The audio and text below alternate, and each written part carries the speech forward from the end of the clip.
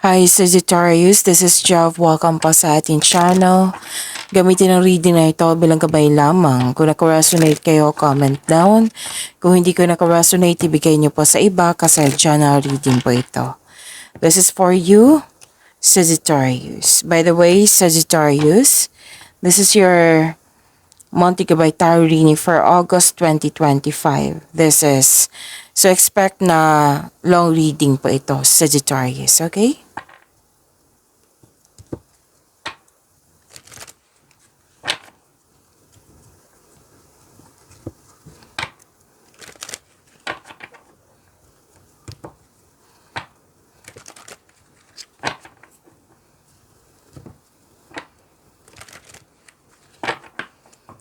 Para po ito sa iyo, Sagittarius.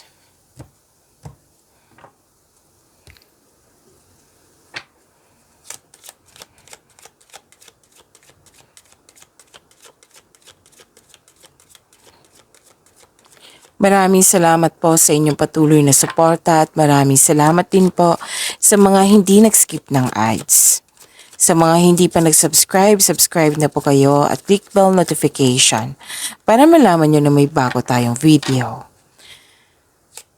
Para sa mga gustong magpa-reading, comment po kayo ng personal reading. Again, comment kayo ng personal reading and check my reply sa comment section.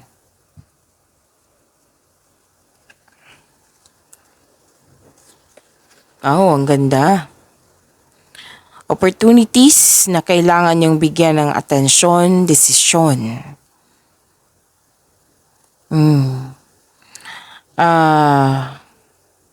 What I meant is, opportunities po na kailangan niyong bigyan ng best decision, or best choice. At may malaking influence ang isang lalaki,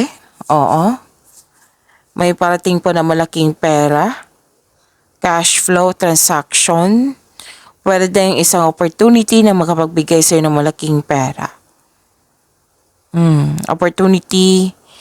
Opportunities, right? Nasabi ko na. So, prosperity is yours, Sagittarius. Ang ganda ng cards niyo.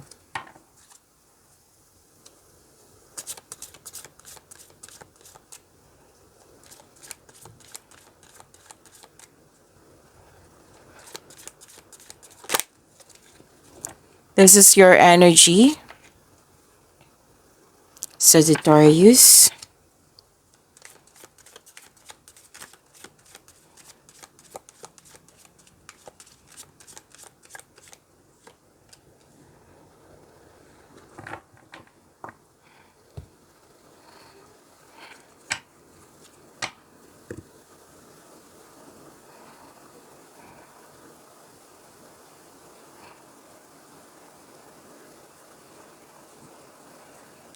Okay. Kung may napansin kayo na repeating message, yan po yung pinupush ng cards niyo po. Like for example, nanood kayo sa isang daily video reading niyo po. Or at dito, sa monthly gabay tarot reading nyo. At may napansin kayo na repeating message. Yan po yung pinupush ng cards niya na kailangan nyo bigyan ng atensyon, solusyon at aksyon kung maaari po. So, ano yung energy ni Sagittarius?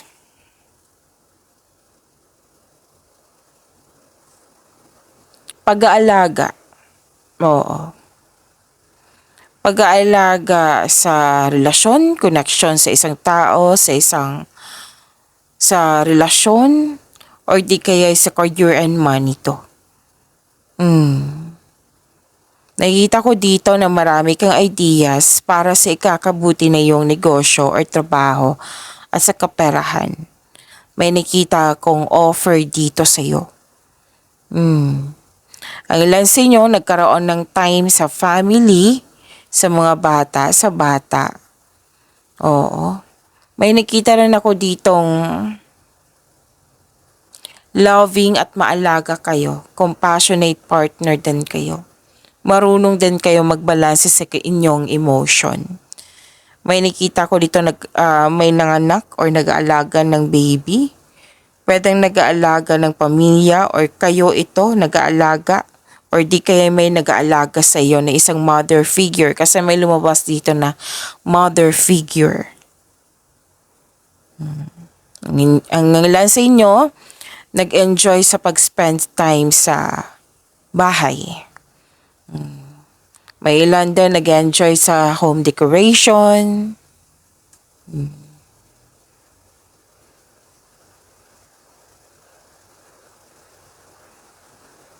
Okay. Makinig po daw kayo sa inyong intuition at umiwas po daw kayo sa toxicity. Sabi po ng card niyo po.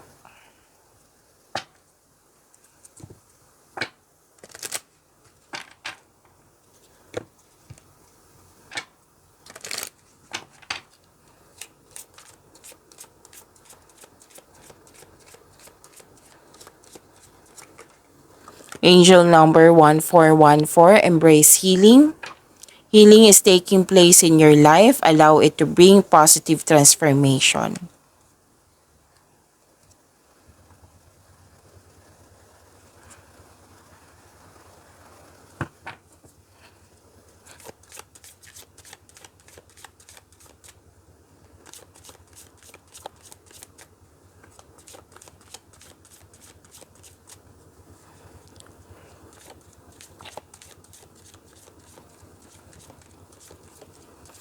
Career and money po ni Sagittarius ngayong August 2025. Move ko lang po, saglit lang po Sagittarius.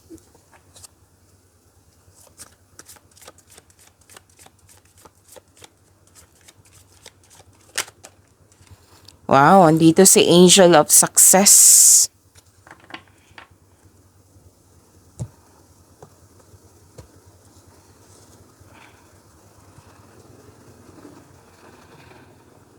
So, inom muna ako na tubig. Saglit lang po.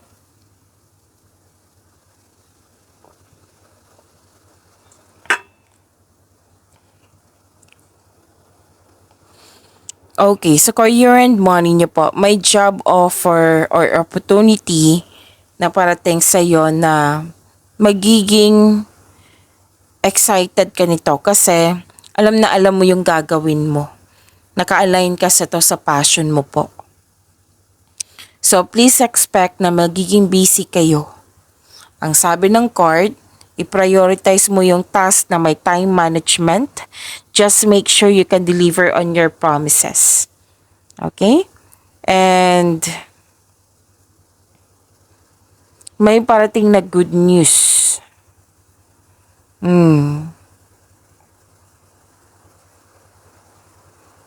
Okay.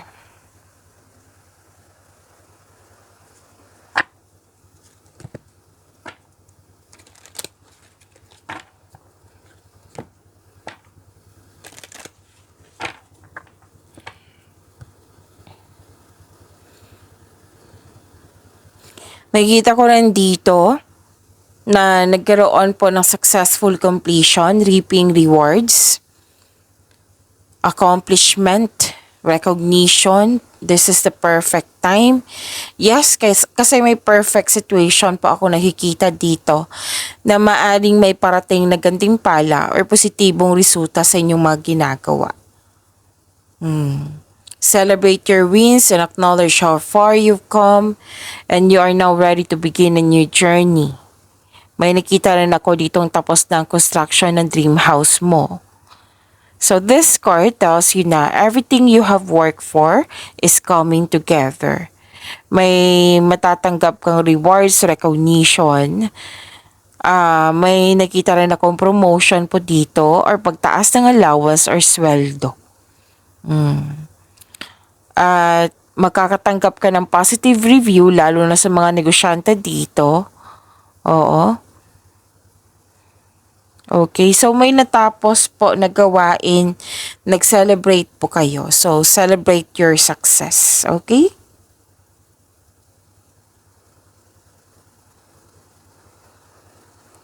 Nakikita ko rin dito na nagkaroon po ng full support yung group of people po sa iyo. Tapos nakikinig ka sa iyong intuition at gumagawa ka ng wise choices. So ang sabi dito na suporta sa inyong boss, mentor, or life coach, it will help move your career forward. Actually, ang sinabi dito, this is good fortune, may matanggap kayong blessings, di ba? Opportunity, sinabi din kanina. Unexpected wealth, yan. Yan yung nakikita ko dito eh. At like for example, kung gipit ka, may parating na blessings na makapagbago sa iyong kaperahan. Kung jobless ka, may unexpected job opportunity na darating. Basta may yung something paghihirap na magkakaroon siya ng pagbabago na ikakaunlad mo. So, mayroon ding malaking pera na matatanggap nyo po, whether marami kang kliyente na makapabigay sa iyo ng malaking pera. Basta may ganap po na makapagbigay sa iyo ng malaking pera. Pwede din expected mo na ito, na darating ito. So magkakaroon po ng anong tawag dito? Changes, completion of cycle. Actually, this is good luck and good karma.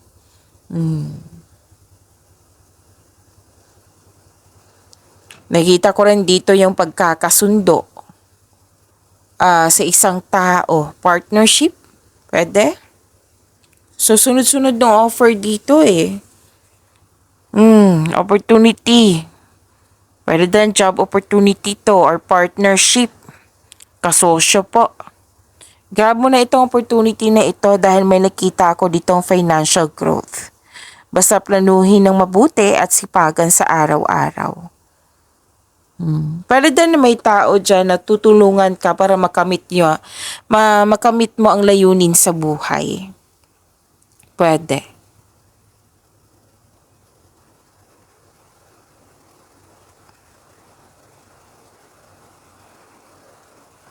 Kitang-kita ko yung hard work mo or productivity. Puro movement eh. So, expect na magiging busy kayo ngayong buwan na ito. Hard work at dedikasyon sa trabaho or sa negosyo man for financial prosperity. Patuloy mo lang magsumikap.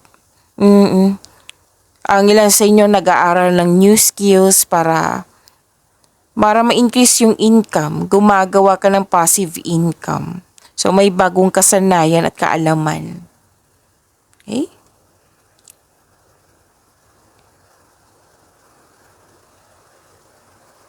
Nakita ko rin dito yung satisfaction and abundance.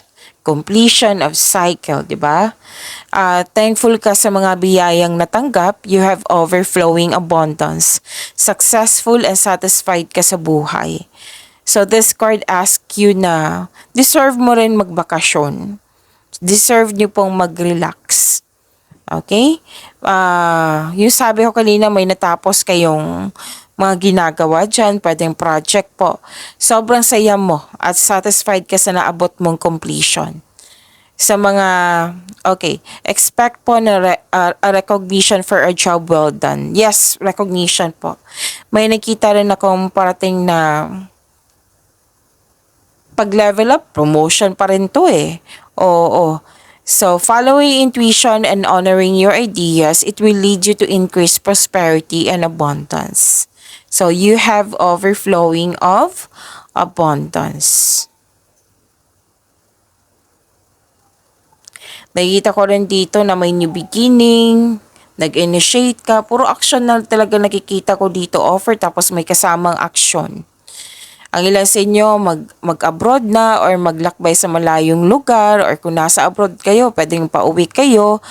Tapos, or di kaya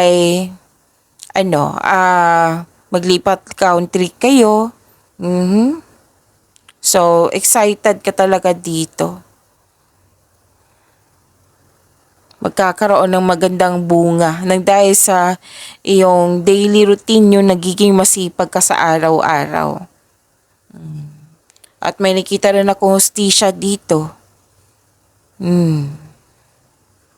At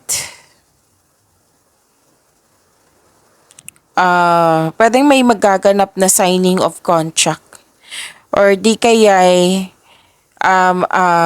any kind of negotiation, magkakaroon po ng successful agreement, magkakaroon po ng positive outcome. So financial po, kitang-kita ko po dito yung improvements sa inyong kaperahan.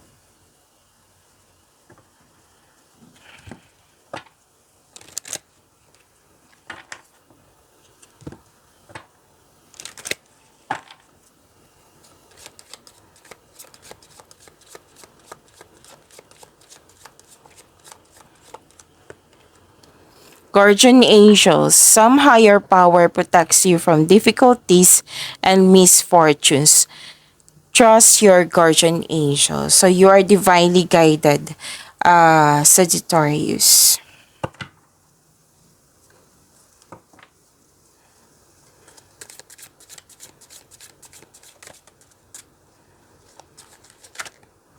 Okay, so this is, huwag kayo matakot sa card na ito kasi this is Angel of Freedom, okay?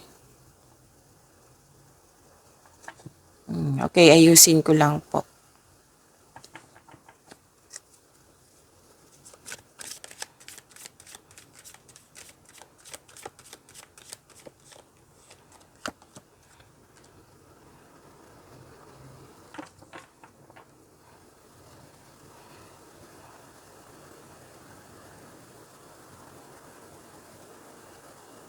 Okay, so love life, self-love, romance, love life, self-love, partnership, and romance. Okay.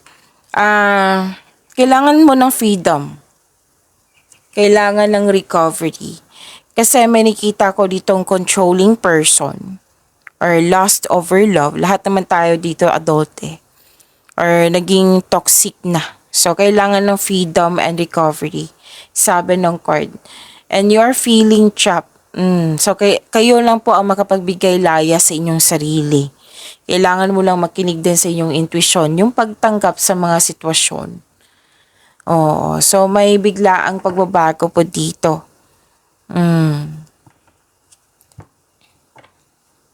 May sikreto nga na parating dito, which may be shocking. May biglaang pagbabago po sa inyong sarili ba or sa love life ba? Huwag kayong mag-alala sa pagbabago na ito, sa biglaang pagbabago na ito kasi makakasuporta to sa iyong growth and expansion.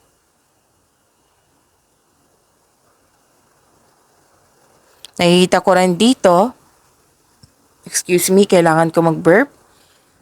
Sa mga single, ng advice ng card na huwag kayong magmadali para magkaroon ng relasyon. You need to slow down kasi may ibibigay ang universe sa'yo. Basta magkaroon lang kayo ng trust and have faith. Maging mapagpasensya, patuloy mo lang alagaan ang sarili habang hinihintay mo yung bigay ng tadhana sa'yo.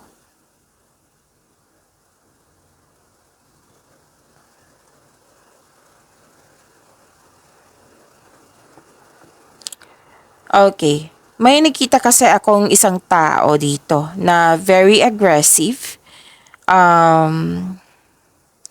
Lakas ang kanyang energy eh. So sabi ng card, nakilalanin mo ng mabuti. Sabi ng card. At nakita ko rin dito na makaka-receive ka ng regalo or tulong mula sa pamilya, kaibigan, or sa kaibigan. Nakita ko rin dito na nagkaroon po ng para sa mga single, may parating na bagong tao na stable na sa iyong buhay. Para sa mga relasyon, sa buhay mag-asawa, kayong dalawa ay matured enough na, loyal sa isa't isa. Both of you are taking an action and stability upang maipalago pa lalo ang inyong relasyon. So, babala lang po sa ego clashing. Okay? May nakita na ako celebration dito. Pagtipon-tipon, togetherness.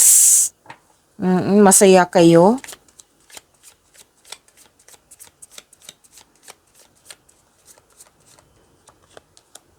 True love. a deep and enduring your connection going beyond superficial attraction. Pagyamanin niyo po yung blessings na binigay sa inyo sa Sagittarius. See you tomorrow. Maraming salamat po.